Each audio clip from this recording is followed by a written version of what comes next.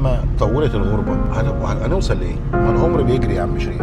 هتيجي في يوم من الايام لازم ترجع بلدك. افتح كده عقد عمل للكويت. دايما يعني انا ما بحبش اتعشم في حد او اصاحب حد زياده عن اللزوم، لان عارف كده كده هيجي اليوم ان احنا هنسيب بعض. هو هيروح في مكان وانا هروح في مكان. انت عندك فنجان القهوه اللي بتعمله في مصر، شوف تقله فنجان يخش على الدماغ خلاص. دلوقتي هنا بص البساطه في الحياه دي، لقيته هو اللي وجهه نظره صح، احنا اللي طلعنا غلط. ما حسبش بورقه وقلم. كان لسه ساعتها الدرهم بكام؟ بجنيه ونص. عارف لما تبداوا انتوا الاثنين حياتكم مع بعض.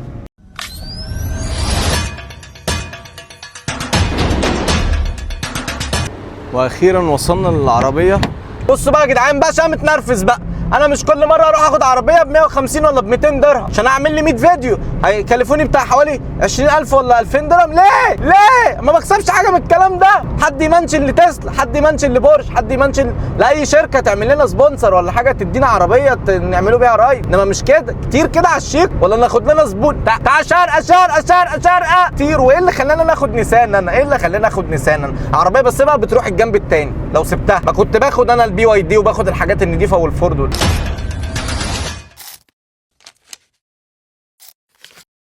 نهدى بقى شويه، نهدى ريلاكس. اوكي بسم الله ويلا بينا نبدا. النهارده معانا حد كنت انا اتكلمت عنه في فيديوهات قبل كده، حد من الناس اللي انا عرفتها اول ما جيت هنا، ودي الناس الجميله جدا. انا كلمته الصبح وما يعرفش احنا هنعمل ايه، فقلت له بس احنا ايه، نشرب كوبايه قهوه مع بعض، متجهين الى الشارقه. واخدنا العربيه، هذه العربيه من شركه العربيه حتى ما بينضفهاش يا اخي. ناخد لنا زبون تعال شارقه، سوق الجبيل، السفيح، اي حاجه. انا بحس الجنب دخلت غلط. ودلوقتي يا جدعان اقدر اقول لكم ان احنا وصلنا الشارقه. المكان اللي في وشي ده انا سكنت فيه. فاكرين الراجل اللي قلت لكم انا لما رحت الشارقه الناس وقفت جنبي وسكنت عند حد قعدني 5 ايام من غير ما ياخد مني درهم؟ هو ده بقى الحد اللي احنا جايين له النهارده. كل مكان كده بتعيش فيه حتى لو يوم واحد بيسيب جواك كده حاجه، عارف انت اللي هو ايه، بيأثر فيك، بيسيب جواك ذكرى كده. انت فين يا باشا؟ في المكتب. انا ورا كده عند السكن. حاجه بقى عايزين نعدل الكاميرا كده. ايوه الحمد لله على السلامه. احنا عايزين نقف في الدل يا جماعه، الجو حر بطريقه لا تتخيلوها. شفتني؟ ايوه يا عمال. والمصحف وحشني. نلحق باركي. المصحف وحشني. الله يخليك يا شريف. وحشني والله. بارك يا حبيبي. تست. ماليش انا في الحركات دي، بس ماشي زي ما انت. ماليش في التصوير نهائي. الباركن هنا بندفعه منين؟ مفيش دفع. مفيش دفع؟ الله. لا ده انا عايش في الشارع ده. هي كده انا دخلتك هنا ليه؟ انت عامل عمال. والله ماشي الحال يا شريف، نشكر ربنا الحمد لله. الحمد لله وحشني. الله يخليك. بص في حاجات بقى كتير انت ما تعرفهاش انا ايه قلتها عنك.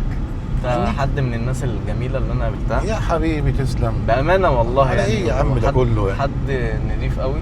الله يخليك. كل مره ببقى عايز اجي لك. انت اكتر واحد عارف يعني الدنيا مشاغل يعني. يا سيدي طبعا، ما بص هنا الدنيا كده ماشيه كده. ليه بقى؟ دايما يعني انا ما بحبش اتعشم في حد او اصاحب حد زياده عن اللزوم، لان عارف كده كده هيجي اليوم ان احنا هنسيب بعض. هو هيروح في مكان وانا هروح في مكان، يا اما هو هيروح يا اما انا هفضل قاعد، يا اما انا هروح هو هيفضل قاعد. فالدنيا هتبعدكم عن بعض. فحتى في نظام السكن ببقى عايز الناس كلها ايديها في ايدين بعضها، وحب ودنيا واكله مع بعضيهم برضو. يعني لما تعمل لهم شويه رز بلبن مثلا بالليل، ولا في رمضان مثلا كنت تعمل لهم رز بلبن بالليل يتسحروا بيه، والكلام ده كله كان بتدي حاجه كده من نوع من الاخوه والترابط بينهم وبين بعض. بس انت عارف في الاول وفي الاخر ده مثلا النهارده كمل في شغله اهو قاعد معاك، ما كملش في شغله هتلاقيه مثلا هوبا جات له شغلانه في دبي، جات له شغلانه في ابو ظبي، ساب المكان وراح جاي رايح هناك. فهي بتبقى زي ما انت بتقول كده، زي ما حصل معاك. هي بتبقى ذكريات بس معاه، انك انت فاكر الانسان ده بالخير. ولو انسان بقى ناس كويسين او بينهم من بعض عشره، هتلاقيهم بينهم على الاقل يا عم كل شهر ولا كل شهرين تليفون بيطمنوا على بعض، بيشوفوا بعض عاملين ايه. هي دي العشره الحقيقيه. انما وفي شخصيات للاسف يعني انت اصلا مش عايز تعاشرها، لان هي ما تتعاشرش، بتقابل ناس غريبه يعني. تعرف الفتره اللي انا جيت لك فيها كنت طبعا انا لسه يعني مسافر جديد ومش فاهم حاجه، ومحتاج بس اللي هو ايه حد يطمني بس شويه ولا حاجه ولا الدنيا. فانا لما جيت هنا شفت محمد وشفتك والدنيا، واحنا ما نعرفش بعض سبحان الله. انا سبحان الله لا اطمنت شويه، بقيت اهدى شويه، حسيت ان في ناس فعلا واقفه جنبي، في حد بيلف معايا على شغل، يعني في حد بياخد سيارته. طب وايه المشكله؟ وانا لما اعمل معاك كده هخسر ايه؟ ايه اللي انا خسرته يعني؟ بالعكس الدنيا، بص الدنيا مهما كانت واسعه وكبيره قوي، بس هي في الاول وفي الاخر قد كده. اللي بتعمله انت النهارده مع الناس هيترد لك بكره. عملت معاهم الخير هتلاقي ربنا حتى لو ما تردلكش انت شخصيا، هترد لك في عيالك، هترد لك في بيتك، هترد لك في حياتك. انما الناس والله العظيم يا شريف انا شفت ناس واول ما دخلت البلد ديت سمعت كلام يحبط ويودي في داهيه. يا عم انت شايف ما البلد ناقصه، ما كله جاي ومش عارف ايه وبيدور على شغله وبيقعد شهرين وثلاثه وبيرجع. يا عم كبر دماغك، ما تسمعش كلام حد. حتى لما كان واحد يجي لي مثلا متشائم بالوضع ده بقول له يا عم بقول لك ايه، هو مين اللي مطلعك من البلد؟ مش ربنا اللي اراد انك انت تطلع من مصر؟ تمام، فاكيد ربنا شايل لك رزقك. حتى لو ربنا ما كتبلكش حاجه هنا ولقيت نفسك في الاخر مروح، بس تاكد برضو انه اعطاك خبره هنا معينه، او شفت حاجه معينه انت ما تعرفهاش، او عرفت حاجه جديده في حياتك فعلمك درس. تاكد ان ربنا اللي بيعمله كله للخير، مفيش حاجه ربنا بيعملها حاجه وحشه. انت بقالك كام سنه هنا يا عم؟ انا هنا من 2017، 9 سنين.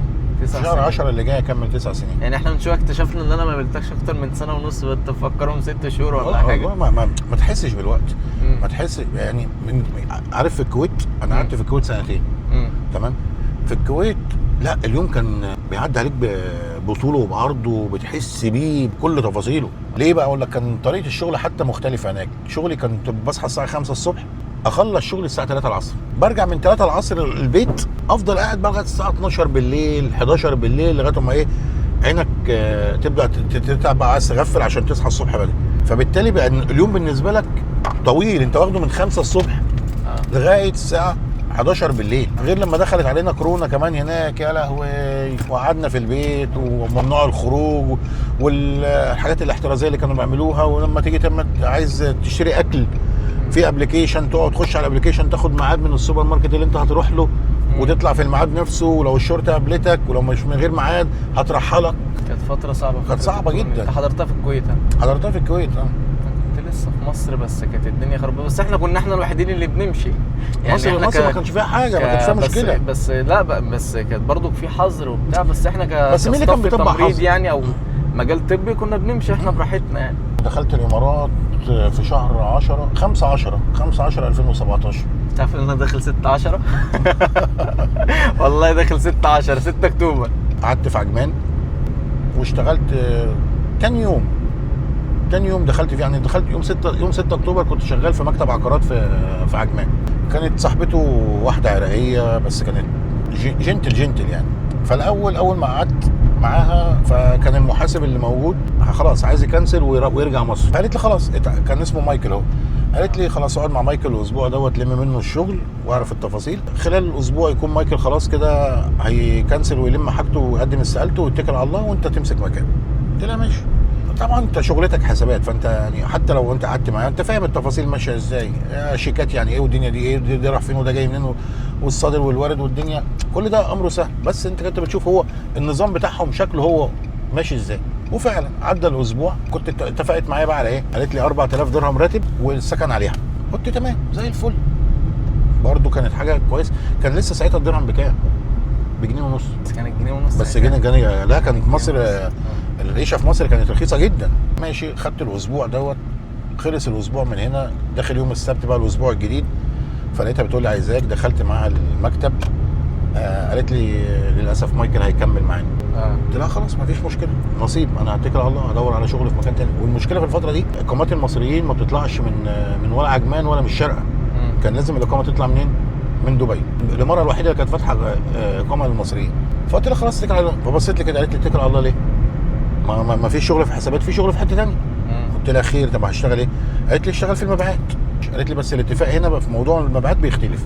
قلت لها طب ازاي يعني برضه اعرف التفاصيل؟ قالت لي هيبقى راتبك 2000 درهم وليك عموله 25% السكن عليك. بص الموضوع اختلف تماما ازاي. بس بيني وبينك انا مش من النوع اللي بحب التنطيط بقى وافضل ادور واعمل واسوي. وفي حاجه عصفور في اليد وخير من 10 على الشجره، يلا بينا نشتغل. قالت لي بس في شرط اساسي. قلت لها خير. قالت لي ان مفيش اي راتب هيطلع لك الا بعد اول عمليه بيع ما تتم. قلت خلاص زي ما ربنا يرتب، لو ربنا كاتب لي رزق هنا اشوفه مش كاتب لي رزق خلاص. مسكت الاسبوع الاولاني دوت تك تك تك تك مدعكه.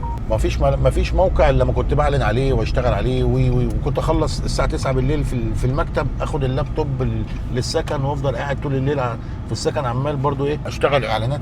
كان الكلام ده من يوم السبت لغايه يوم الجمعه اللي بعده. يوم الجمعه اللي بعده فوجئت بالليل حوالي الساعه 12 بالليل تليفون جاي، انت عارض كذا كذا على الفيسبوك وعايز اشوف الشقه دي دلوقتي. وكان مكاننا وبين الموقع اللي فيه الشقه بعيد، فقلت لها خلاص هاجي لحضرتك ماشي.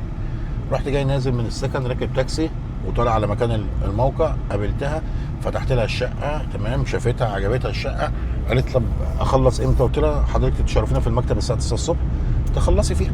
فعلا رايح الصبح المكتب الساعه 9 لقيتها واقفه قدام المكتب، جت وقعدت مع صاحبه المكتب ودفعت العربون والدنيا تمام كده. خلصت.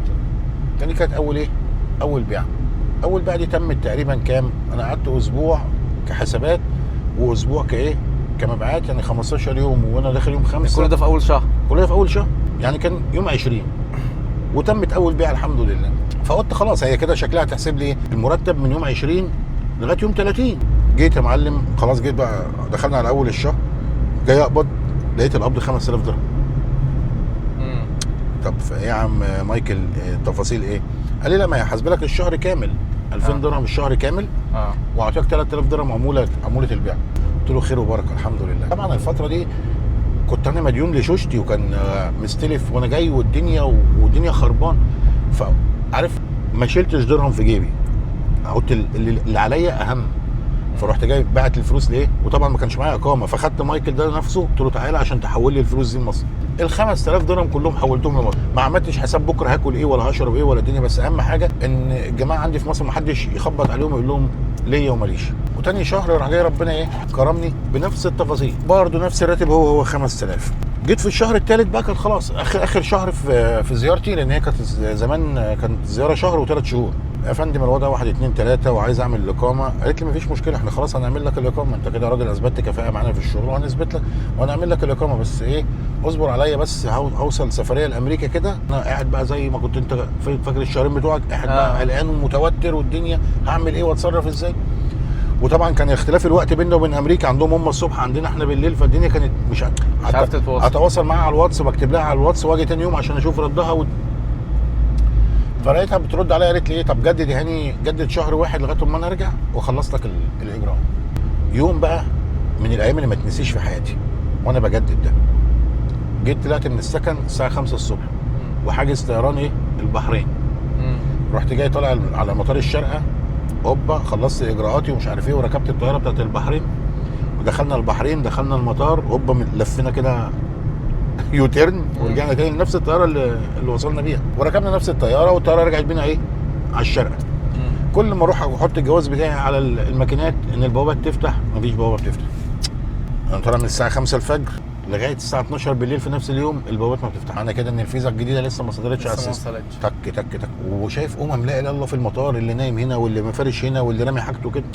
وانا طبعا هنام فين؟ هنام على الارض يعني؟ والله ما فيها نوم. فضلت الف في المطار، اخش مش عارف السوق الحره شويه، امشي اتمشى هنا شويه، اجري هنا شويه، لغايه ما صبح عليا الصبح برضو راح اروح للمكان مفيش، الساعه 9 الصبح مفيش، لغايه ما جت الساعه 12 الظهر بحط الباسبور لقيت البابا فتحت، قلت الحمد لله. رحت جاي راجع، دخلت لهم على المكتب قلت لهم ما حدش كلمني على شغل النهارده، انا مش شايف، انا هطلع انام. فعلا وكملت الشهر برضو بنفس الراتب، هو اكنه ربنا مثبت لك الراتب ال 5000 درهم دول في الشهر. وخلصت برضو المعلمه لسه ما جاتش، والشهر اللي انا عملته مجدده بيخلص. ابعت لها تقول لي طب جدد شهر تاني، قلت لها لا اسف شكرا كده خلاص بقى مفيش ثقه كده. لا انا طب ما انت كنت من الاول كنت قلت لي جدد 3 شهور، كنت استفدت ان انا قعدت دخل البلد 3 شهور. ما انا كده مغادره بمغادره، ما انا غادرت. لميت حاجتي وكل اموري تمام وسافرت على مصر. رجعت على مصر في شهر كام؟ كان في شهر 2. طبعا عايز اقول لك عندي حاله من الاكتئاب، ارجع اكلم الناس اللي كنت شغال معاهم في الشركه قبل كده هيبقى شكلي ايه، طب لو قلت لهم عايز ارجع ومش عايز ارجع، اجي كل يوم اعمل الخطوه دي الاقي نفسي مش قادر انزل من البيت، مش قادر اروح للشركه اللي كنت شغال فيها اقول لهم عايز ارجع تاني الشغل. شفت اوضاع غير الاوضاع اللي انت كنت عايش فيها في الاول، فالدنيا مختلفه. ففضلت قاعد 3 و4 وفي اخر 4 في اخر 4 سبحانك يا رب لقيت لك ايه، رسائل عماله تجيلي على الواتساب، تك تك تك تك تك. افتح الواتساب بلاقي ايه، افتح كده عقد عمل للكويت. الله. الكويت ايه؟ وانا اعرف مين في الكويت اصلا؟ والله ما اعرف اي حد. فقلت بس دي عمليه نصب، واحد باعت لك حاجه كده يعرفك وعايز ممكن يجي يطلب منك فلوس، الكلام ده كله لما تبعت له فلوس كده خلاص ابوك وامك بقى في العشه ولا طارت والدنيا. شويه بعدها بحوالي ساعه كده لقيت واحد هندي كان معايا هنا في الامارات بيبعت لي على الواتس، يعني بما معناه بالانجلش ان في واحد هيبعت لك اوراق تمام، انا كلمته عليك وهيعمل لك عقد عمل وياخدك معاه ليه الكويت. قال لا مين ده؟ ومين اللي ما يعرفكش يبعت لك عقد عمل ومن غير ما يكلمك ومن غير ما يعمل. فانا بتواصل مع الراجل بقى اللي بعت لي الحاجه ديت، قال لي روح بس القاهره خلص اجراءات الكشف الطبي بتاعك تمام، واول ما تخلص اجراءات الكشف الطبي وتطلع التاشيره كلمنا عشان نحجز تذاكر الطيران. وايه، سافرت القاهره، قابلت واحد هناك اعطاني الاصل بتاع الاوراق اللي كان جايبها معاه، دخلت بيها الكشوفات الطبيه. هم عندهم كان اهم حاجه فيروس سي ده، يعني التحليل بتاع فيروس سي ولازم يبقى خالي من فيروس سي والكلام ده كله. فعلا رجعت تاني مصر بعدها بشهر، رحت مجمع التحرير استلمت جواز السفر وعليه تاشيره الايه، تاشيره الكويت. خلصت كل الاجراءات، بصيت بقى الفتره انا قاعده في البيت الفلوس اللي كانت معايا كلها خلصت.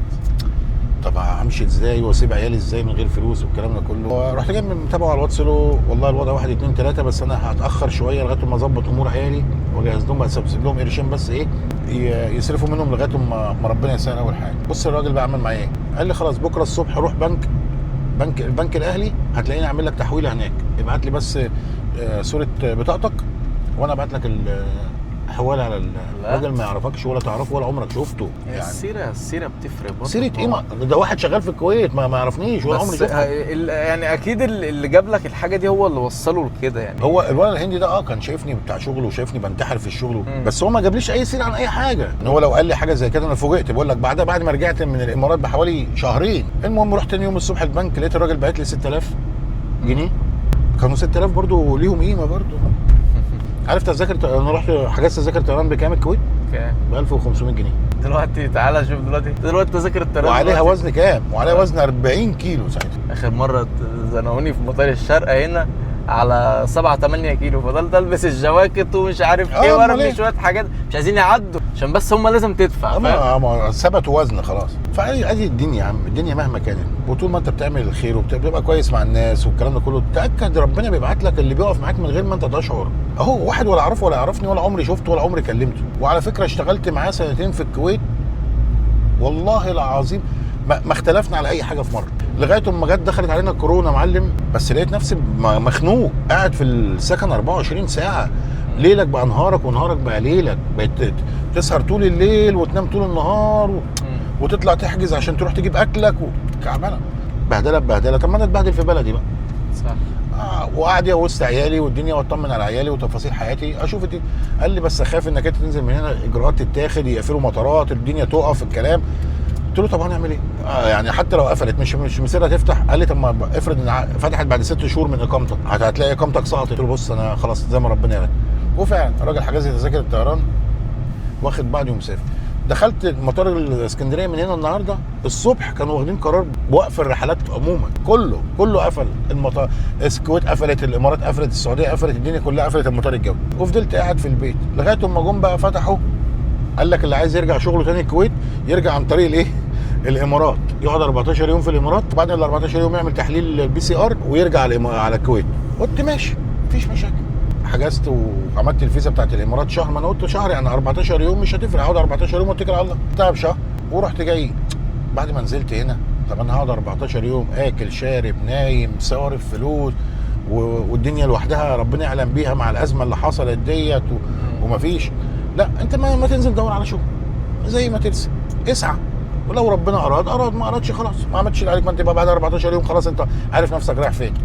جيت هنا دورت على شغل، ربنا قابلني مع واحد مصري عنده مصنع رخام وشغل حسابات والكلام ده كله. وفعلا وضعي 1 2 3 هيناسبك اوكي خلاص مفيش مشكله، اقامتك نعملها وتمام بس اقامتك هتخصم منك وهتدفع لها كل شهر 200 درهم يعني مش هتحس بيها بتاع. قلت له يا عم مش اي حاجه، امين، هنا غربه وهنا غربه.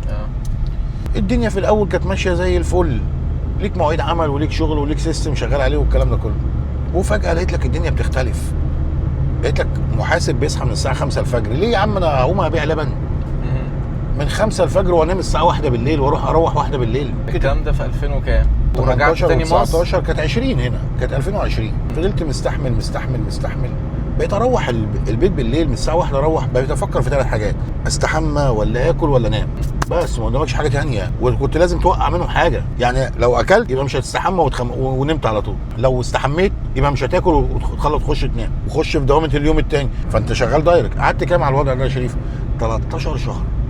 13 شهر. لو اوريك شكل ساعتها، يعني انا لما روحت لعيالي ساعتها محدش عرفني، عارف؟ بقت واحد حته ايه، حته فتله مروح لهم فتله، لغايه ما بقى ايه وصلت المرحله لا يا عم خلاص تعالى نطلع، دخلنا بالمعروف نطلع بالمعروف، نكنسل. بص الموضوع بالنسبه لي مش موضوع ماديات ولا موضوع فلوس، اكتر من موضوع راحه نفسيه. يعني واحد مثلا زي الراجل اللي انا معاه، ثقه الحمد لله، يسيب لك كل حاجه في ايدك وانت بتتصرف، وانت اللي ليك مطلق الحريه تعمل اللي انت عايزه، بس مجرد انك انت ايه تاخد رايه برده في بعض الايه التفاصيل اللي هي ضروريه يعني. عقارات الشرق بقى اللي عايز اي حاجه يجي لك. ها لا مش عقارات الشرق ولا حاجه. انا كل شغلي معتبر معظمه اداره. اداره بناء. يعني السيلز دلوقتي السيلز خفيف قوي عندي. لان بص السيلز ده محتاج ايه؟ محتاج داتا تحت ايدك. محتاج يعني تكون عندك عقارات تكون انت يا تبعك انت مباشر، يعني معاك المالك بتاعها مباشر عشان تعرف تعمل لها تسويق وتعرف تبيعها. انما تعالى شغل بقى، شغل المكاتب ده ما بينفعش. اروح للمكتب الفلاني، انت عندك كذا صح؟ ماشي، هاخدها واعلن عنها. او انا بعلن، انا ايش عرفني البيعه تمت ولا ما تمتش؟ انا ممكن اتعب نفسي وعمال اعمل لك في اعلانات وانت اصلا تكون خلصت البيع. لما تكون الحاجه تحت ايدك، عندك الداتا بتاعتك تقدر تشتغل عليها، انت عارف ايه اللي طلع وايه اللي ما طلعش، ايه اللي خلص وايه اللي ما خلص. انما بالطريقه بتاعت المكاتب اللي بيعملوها دي لا. فانا عشان كده كل معظمي ان الحاجه بتاعتي اللي انا باديرها، انا المسؤول عن ايجاراتها، مسؤول عن لو شقه فضيت فيها اروح جاي مسكنها. نبدا بقى نسالك شويه اسئله بقى. اتفضل يا كبير. تحب القهوه ولا لا؟ اكيد بحب القهوه، مفيش مصري ما بيحبش القهوه. القهوه اللي هي التركي بتاعتنا. انا بحب القهوه البرازيلي. ايوه انما بص، انت عندك فنجان القهوه اللي بتعمله في مصر. شوف تقله. فنجان لا يخش على الدماغ خلاص. دلوقتي هنا بقى في مكان، طب عايزين نشرب قهوه طب تركي هنا نخش على اي كافيتيريا على لا هنا مفيش. بجد برضه بتاعه. المفروض نشرب القهوه ونتغدى ولا نتغدى ونشرب القهوه؟ والله انا المفروض الاول بشرب القهوه الاول. خلاص يا باشا نمشي مع كلامك عادي. انت فاهم ان القهوه على معده فاضيه تنزل كده تلعب كده مع كلامك اوامر يا ريس. لا يا باشا ما اقدرش. بص هنا، بص البساطه في الحياه هنا. جميله الدنيا هنا. هم بيحبوا لعبه الكروكيه دي، ما تعرفش بيحبوها ليه. الهنود. ايوه اللي هي اللعبه دي. ونفسي افهم تعليماتها بيعملوا ايه مش عارف، بس انا شايف واحد ماسك عصايه وطك ويجري وراها. الدنيا ابسط من ما احنا مصعبينها. لا وحقيقه امان هنا، امان بصراحه. بس هي الفكره مهما طولت الغربه هنوصل لايه؟ ما العمر بيجري يا عم شريف. هتيجي في يوم من الايام لازم ترجع بلدك. ما هي دي بقى نقطه برضو مهمه برضو. هل المغترب بيقدر يرجع تاني؟ يعني اغلب الناس بتيجي تسالهم، شيء لابد منه. بتيجي تسالهم يقول لك انا ما هو بص المغترب نوعين. في مغترب بيبقى طالع حاطط في دماغه ان هو مش ناوي يرجع بلده تاني، وهتبدا تكون اسرتك والكلام ده كله. في منهم بقى بيعمل خلاص انا جبت اللي ليا هنا. طب ما يا حبيبي ما انت ليك برضو الاصل في مصر، الوالده الوالد الاخت الاخ، مهما كانت الاسره بتاعتك مراتك وعيالك بعد كده اوكي على عيني وراسي، بس الجدر بتاعك فين؟ حياتك الاصليه. وبيني وبينك انا يعني واحد من الناس، لا ما انا كده لازم ارجع بلدي. بس الفكره هترجع امتى؟ ايه الوقت المناسب اللي ترجع فيه؟ الوقت المناسب. طب عيالك دلوقتي الغربه دلوقتي بقت وسيله ايه؟ انك انت تستر معيشتك، مش انك انت تحوش. لا زمان كان بيشتري ويعمل ويسوي. لا ما عادتش زي زمان دلوقتي. لا دلوقتي يعلم الله يا شريف، يعلم الله لو انت دلوقتي سطرت بيتك تبقى ذكر راجل بمعنى صح. كلمه راجل. انا ابني عنده 18 سنه، مش صغير ما شاء الله، وبنتي 15 سنه، يعني كبار في السن. هتلاقي الايام جريت زي ما انت شايف، الايام بتجري بسرعه. هوبا بكره تلاقي ايه؟ خلصت جامعتها والواد بيخبط عليك، شاب داخل يتقدم لها، محتاجه ايه؟ اللي يجهزها ويسترها. تمام. الولا الفتره اللي احنا فيها، ما احنا جيلنا، معلش انا جيلي بيعتبر جيلي، انا مواليد 77، يعتبر جيلي كان اخر جيل اعتمد على نفسه بامانه. يعني كان اخر جيل قدر يصرف على نفسه وقدر يوقف نفسه على رجله وقدر يجوز نفسه من غير ما يحتاج للاهل. من بعديها والواحد كان شايف بقى البدع والاقتصاد اتدهور اكتر. طب ابنك ده هيعرف يجيب شقه دلوقتي في عز الازمه اللي احنا فيها دي؟ الشقه النهارده بكام؟ اقل شقه النهارده بكام؟ انت راجل من اسكندريه وعارف، شايف التفاصيل عامله ازاي. 2 مليون ولا حاجه، 3 مليون دلوقتي بتتكلم الشقه العاديه. شاب لسه هيتخرج لسه متخرج هيعمل حسسنيش بقى، ما تفكرنيش. هيعمل ايه طيب؟ ما هيعمل ايه؟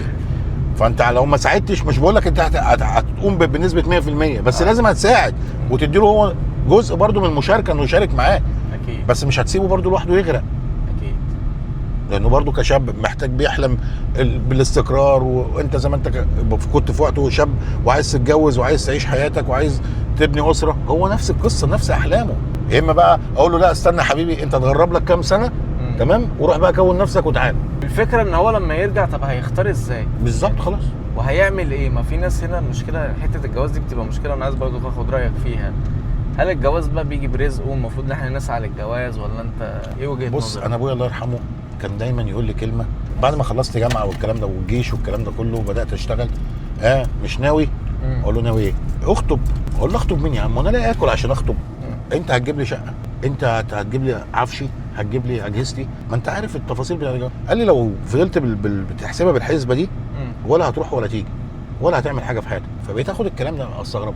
اما اللي بيتكلم كلام، يعني انا بالنسبه لي من وجهه نظري انا بتكلم كلام مقنع، كلام على ورق وقلم. انا تعال احسبها لك يا عم، ده عايز كذا وده عايز كذا وده عايز كذا. وكان ايامنا الحاجه برضو في المتناول، معقوله باسعارها غير دلوقتي. يعني انا فاكر اقول لك ايه، ما عملت اوضه سفره عموله واوضه وانتريه عموله كان ب 6000 جنيه على خشب زن على ايدك، والدنيا كان في 2006. رحت اسال على عفش عموله، بيقول لي مع الواجب اي مع الواجب 220,000 جنيه. انا بقول لك بص الفرق. انا بكلمك ساعتها يعني لما بتكلم على ورقه وقلم والاسعار منطقيه ومقبوله. فبقيت استغرب هو معترض على ايه او بيفكر ايه. لقيته هو اللي وجهه نظره صح، احنا اللي طلعنا غلط، ما حسبش بورقه وقلم. هي الفكره كلها ان ربنا شايفك عملت خطوه صح. انك انت خطوه في حياتك صح، انك انت تستقر لحياتك. بيفتح لك منين ما تعرفش، وما تسالش، ما تسالش بيفتح لك منين. لانه دايما بص، يعني انا اول ما خطبت ايه ده؟ ايه اللي بيحصل؟ بتيسر، ما تعرفش بتيسر من ايه. الله يرحمه كان كل كلمه بيقولها هو عنده حق فيها،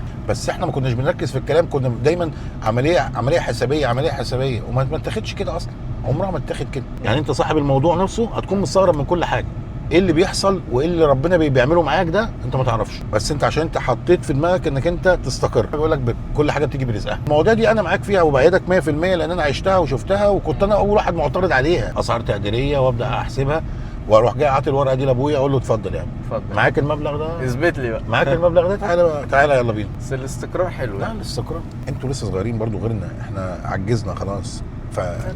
عارف لما تبداوا انتوا الاثنين حياتكم مع بعض والمشاركه، صدقني الموضوع يعني بتختصروا المسافات كمان، يعني بتقللوا الوقت وبتقللوا المجهود وكل التفاصيل دي. ليه؟ هنعيش مع بعض هنا مثلا كام سنه يا سيدي؟ بقى بس طبعا هيبقى في زيارات للاهل والكلام ده كله، ده شيء طبيعي اكيد طبعا لازم. تمام. فهنعيشوا كام سنه هنا مع بعض، هنقدر نرسم حياتنا زي ما احنا عايزين، هنرتب امورنا، هنتفق على مبادئ معينه في حياتنا، هنقدر. طب احنا عايزين في خلال فتره قد كده نكونوا مخلصين غربتنا وراجعين. فيبقى لازم نحط هدف قدامنا.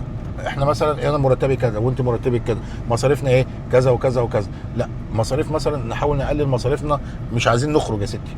كل فين وفين لما يكون في فسحه والكلام ده كله ماشي، انما هنعتمد على اكل بيت، طبيخ، الكلام ده كله، ان احنا نوفر بقدر الامكان. المهم يبقى في اتفاق للاطار، او الاتفاق على الاطار العام اللي هنعيش بيه. وانتوا احنا مش جايين هنا نهزر ولا جايين هنا نلعب، لا احنا جايين هنا للشغل، نشتغل. وكل ما هنشتغل اكتر ايه اللي هيحصل؟ فتره غربتنا هتقل، بس الا تكونوا انتوا مثلا انتوا الاثنين متفقين انكم تعيشوا حياتكم معظمها على طول في الغربه، تبقى ليها طريقه برضه، يبقى ليها حسبه ثانيه مختلفه. كافيتيريا شاطئ الحيره. انت عايز قهوه تركي؟ انت هتشرب ايه؟ قول لي بقى، قول لي القناه عشان اعمل لك ايوه يا عمان يا حبيب. بقت نظام ردح، وده بيردح لده وده بيشتم لده وده بيرمي على ده كلام. وحتى سبحانك يا رب، حتى بقول لك زي ما بقول لك في الحاجات اللي هي انك انت مثلا عايز تصلي لربنا سبحانه وتعالى، تعمل بوست بتصلي فيه. طب صح. الناس مالها ومال الكلام دوت، او الناس تشوف الكلام ده ليه؟ دي حاجه اسمها صلاه، يعني صله بينك وبين اللي خلقك. يعني هو سايب لك السماء مفتوحه هي تمام عشان تدعي له هو مباشره. الناس تعرف ليه؟ وتلاقي مثلا واحد منزل لك على الفيسبوك ستوري، يا رب كفايه انا خلاص تعبت يا رب وزهقت يا رب مش عارف ايه وكلام. طب ما انت بتعرف الناس المشاكل اللي عندك، تلاقي ده داخل له عندك ايه وما عندكش ايه. طب كان زمان لا كان زمان البيوت اسرار. كان زمان في حياتنا ولا كان بقى فيها نت ولا كان فيها التفاصيل دي كلها، بس كانت الحياه فيها بركه ومستوره جوه بيتك. محدش عارف عنك حاجه، ما بين الاربع الحيطان بتوعك خلاص. كنا حياتنا بسيطه جدا، كانت عباره عن قناتين تلفزيون، الاولى والثانيه، ولما كانت تجي لك الخامسه تبقى بتتنطط فرحان. كنت مثلا كل في ايام معينه في الاسبوع، يعني يوم السبت انا فاكر مثلا كنت تستنى برنامج اسمه نادي السينما على القناه الثانيه عشان يعرض لك فيلم اجنبي بالليل. تخيل بقى كل سبت تتفرج على فيلم اجنبي بالليل. يوم الاثنين كان في برنامج بيجي مثلا على القناه الاولى اسمه تاكسي السهره. تاكسي السهره ده كان يعمل لك ايه؟ الافلام اللي كانت موجوده في السينما بتتعرض في السينما كان يجيب لك لقطات منها. فانت بتتفرج معجب قوي انك انت بتشوف افلام لسه ما اتعرضتش وافلام جديده. يوم الخميس كانت تجي لك السهره مسرحيه، تفضل قاعد قدام التلفزيون لغايه الساعه 12 تخلص المسرحيه، التلفزيون عملت خلص، ويجي لك القران، اذاعه القران الكريم، وبعد كده يجي لك الايه، السلام الوطني لجمهوريه مصر العربيه، هوبا النغمشه بتاعت التلفزيون دي قفل خلاص التلفزيون. فانت الساعه 12 كنت بتنام خلاص، ده اخرك، هتعمل ايه؟ انما دلوقتي تلاقي الناس قاعده على تليفوناتها. يا راجل التليفون في البيت بقى نقمه مش نعمه. الاخ والاخت والاخوات مع بعض في نفس البيت، كل واحد فيهم قاعد في ركن لوحده وماسك التليفون بتاعه عمال يتصفح ويقلب هنا وهنا ويقلب هنا، بيبقوا قاعدين في بيت واحد ومش شايفين بعض. كان زمان ما اقول لك بلاش السفره يا سيدي، كان طبليه.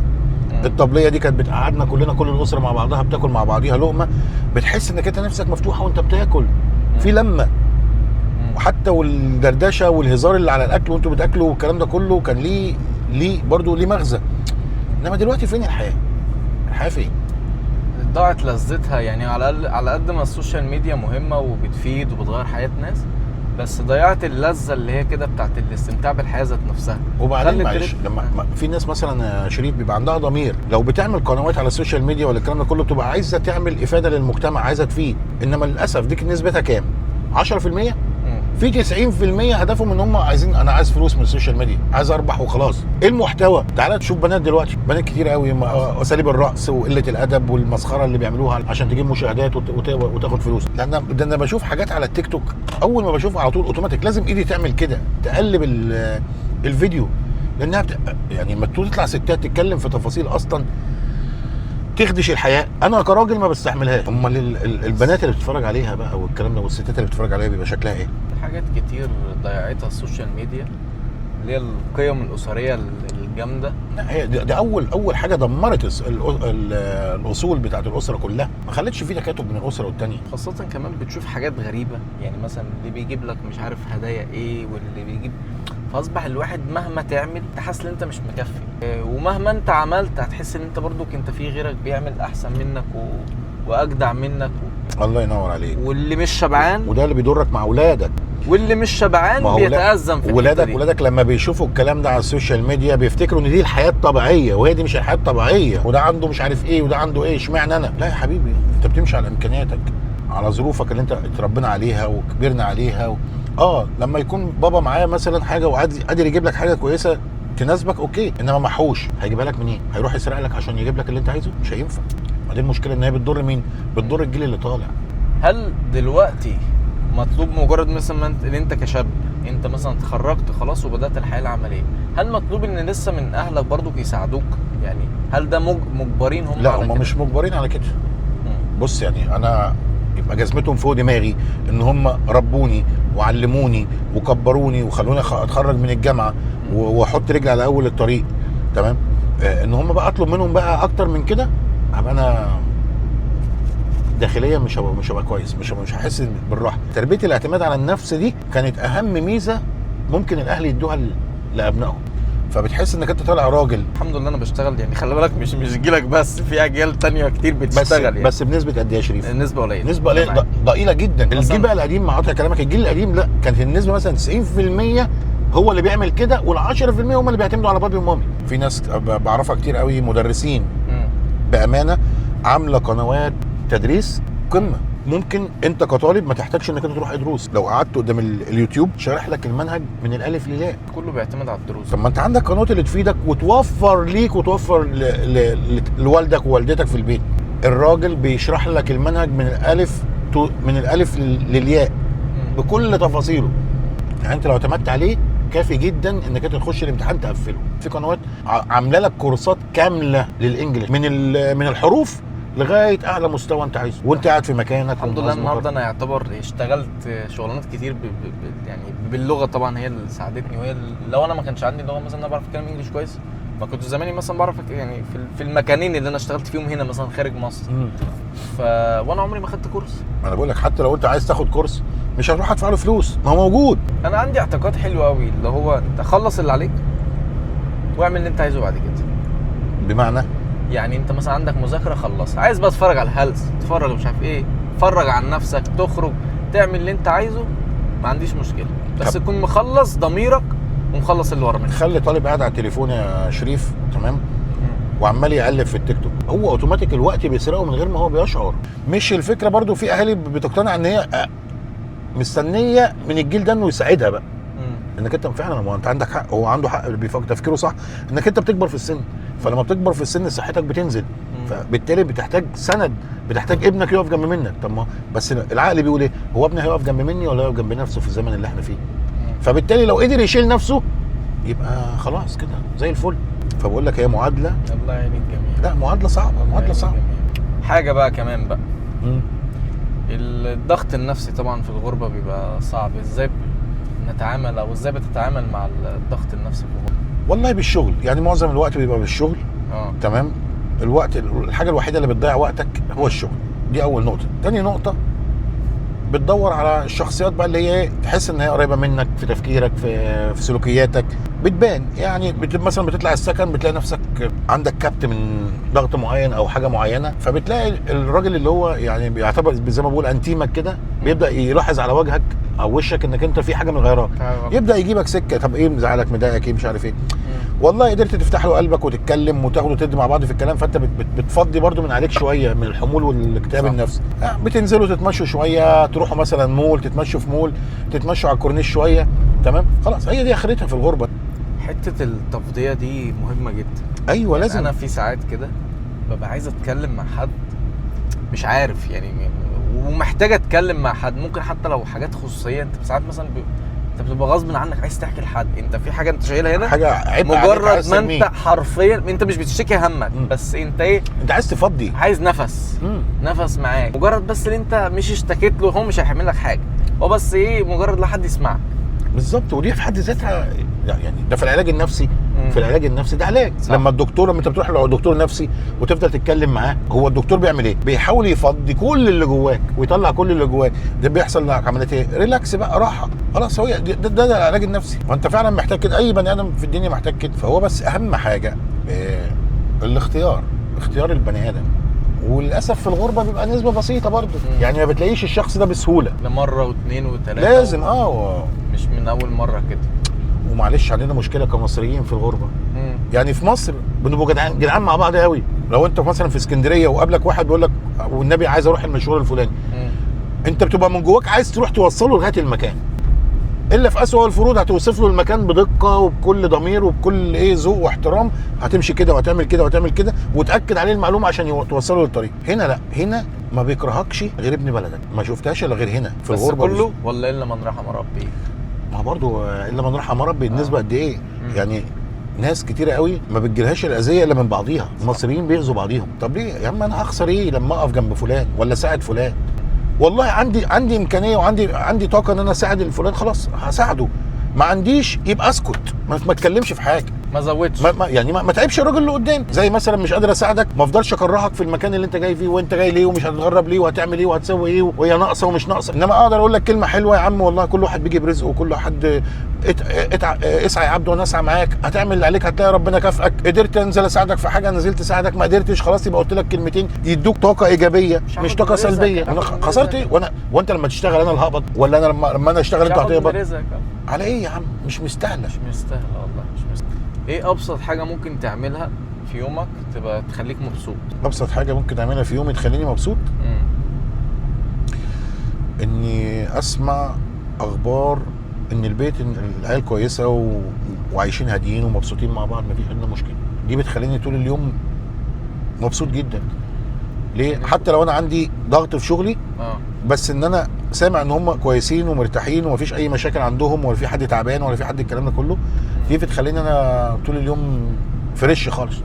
بالعكس، يعني انا ممكن ساعات كتير قوي بتنرفز على صاحب الشغل لما بكون مضغوط نفسيا، مثلا عندي حد تعبان في البيت، عندي مشكله مثلا في البيت، تمام، فبكون مضغوط نفسيا. انما لو الدنيا هاديه عندي في البيت، والله لو عمل ايه طلب مليون طلب في نفس الوقت هعمله. هي دي اللي بتخليني فعلا كده انما عارف لما تبقى قاعد قلقان ان عندك مشكله في بيتك، ولا حد من عيالك تعبان، ولا مراتك تعبانه، تمام، بتفضل انت طول الوقت قاعد على اعصابك، تبقى خايف لا قدر الله، طب وصلوا لايه، عملوا ايه، سووا ايه.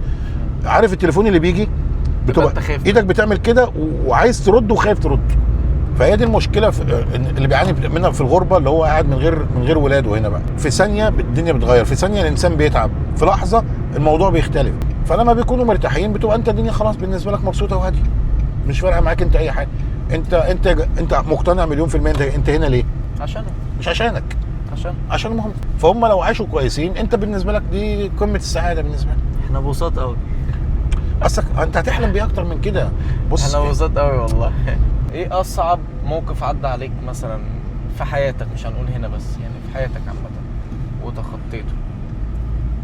اصعب موضوع عدى في حياتي ده مش شرط يكون حاجه شخصيه. لا ما هو بص،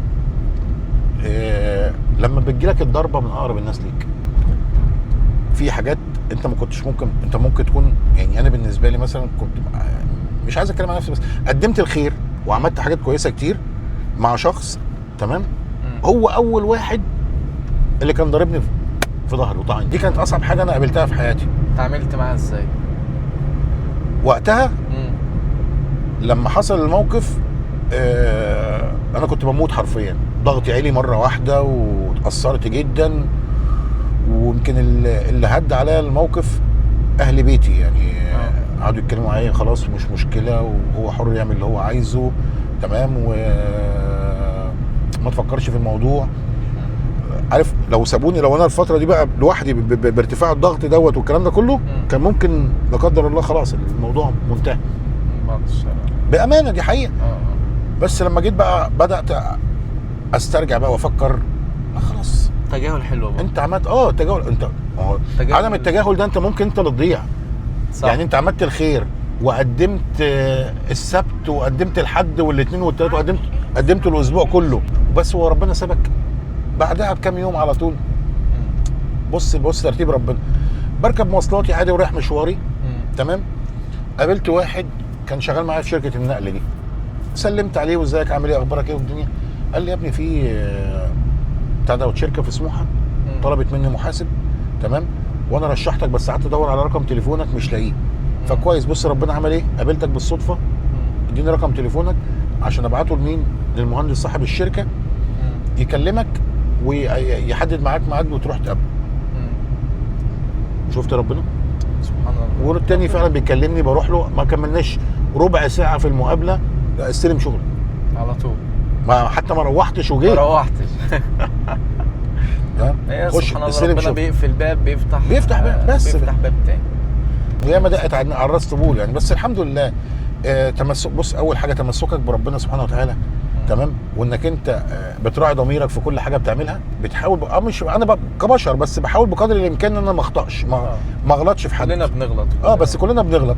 بس انت من جواك بتبقى في حاجه، لا عايز اعمل كذا وعايز امشي كذا وعايز انفذ كذا، بس فبتحاول، وبتلاقي ربنا سبحانه وتعالى بيديك القوه وبيديك الطريق برضه انك انت تمشي فيه، وبيسندك، وكله بيعدي يا عم شريف، كله بيخلص لغايه ما ربنا هيكتب لنا هنخلص غربتنا امتى، كاتب لنا هنموت هنا، حسب ترتيب ربنا، محدش ضامن عمره فين ولا الارض اللي هيموت عليها فين. السؤال الاخير، اتفضل. لو لا قدر الله يعني دي اخر رايد لينا احنا، اخر ايه رايد يعني اخر لفه مع بعض، يعني اخر لفه في الدنيا كلها، تحب تسيب ايه مثلا، تقول ايه للناس كلها، للدنيا كلها، تبقى رساله مثلا؟ رساله للناس، نقرب لربنا ونتمسك بربنا سبحانه وتعالى، لان مع الوقت اللي احنا فيه ده، الوقت ده كله بقى ماشي تبع دماغه وتبع حياته، ونسينا ربنا سبحانه وتعالى. وده اللي خلانا نعيش حياه مفككه بالطريقه دي. عارف لو وجود ربنا في حياتك باستمرار مش هتلاقي الحياه بقت صعبه قوي كده. يعني معلش، كل الاديان كان مكتوب فيها يعني في تنبؤات بالمستقبل، وقال لك هيحصل امراض واوبئه ودنيا وزلازل وبراكين، وكل دي كانت توقعات يعني جوه الكتب المقدسه. قربك من ربنا بينجيك من اي حاجه. بعدنا عن ربنا الفتره ديت وكل واحد مالي في حياته، وحتى تربيتنا لاولادنا بننسى نغرس فيها قربهم لربنا سبحانه وتعالى. دايما بنكلمهم عن التعليم، ولازم تبقى عندك هدف، ولازم يبقى تبقى راجل واصل، ولازم داخل الكليه اللي انت عايزها، ولازم ولازم ولازم. ومع ضمن الحياه بننسى ان احنا نعلمهم التمسك قوي بربنا، لان في الاول وفي الاخر مفيش حاجه بتتم غير باراده ربنا سبحانه وتعالى. بس لو ربنا ما ارادش ان هاني او شريف يجوا البلد دي ما كانوش هتبوها، مش كاتب لهم رزق هنا، مش هتاخد، مش هقول لك درهم، فلس واحد مش هتاخده. ولو كل ما هتمسك بربنا هتشوف اعمال ربنا في حياتك، هتحس ان ربنا سبحانه وتعالى جنبك، اكنه مش عايز اشبهه باي حاجه، بس هتحس ان في صديق واقف جنب منك انت مش شايف، هيساندك في كل حاجه. حبيبي يا عم هاني، والله انا سعيد جدا جدا جدا. احنا بقالنا سنه، انت بتقول سنتين دلوقتي ولا سنه ونص ما شفناش بعض؟ اكتر من سنه ونص. ياه، شوف الدنيا بتجري ازاي، ورب لينا نصيب ان احنا نيجي ونتقابل بدون ترتيب بدون اي حاجه. الحمد لله. الحمد لله، يعني الواحد مبسوط ان هو جه النهارده واتكلم معاك الله يخليك. انا طبعا ربنا يديم المعرفه دايما. امين يا رب، امين. ده حد من الناس الجميله يعني اللي انا ما بنساهاش في حياتي ابدا. حبيبي تسلم لي، الله يخليك. كده يا جماعه وصلنا لنهايه الفيديو، نروح بقى نتغدى. الراجل عمال يتكلم من الصبح تعبنا وهو تعب، لازم بقى نتغدى ولا نعمل حاجه. انا مش عارف، انا دخلت كده بتاع ده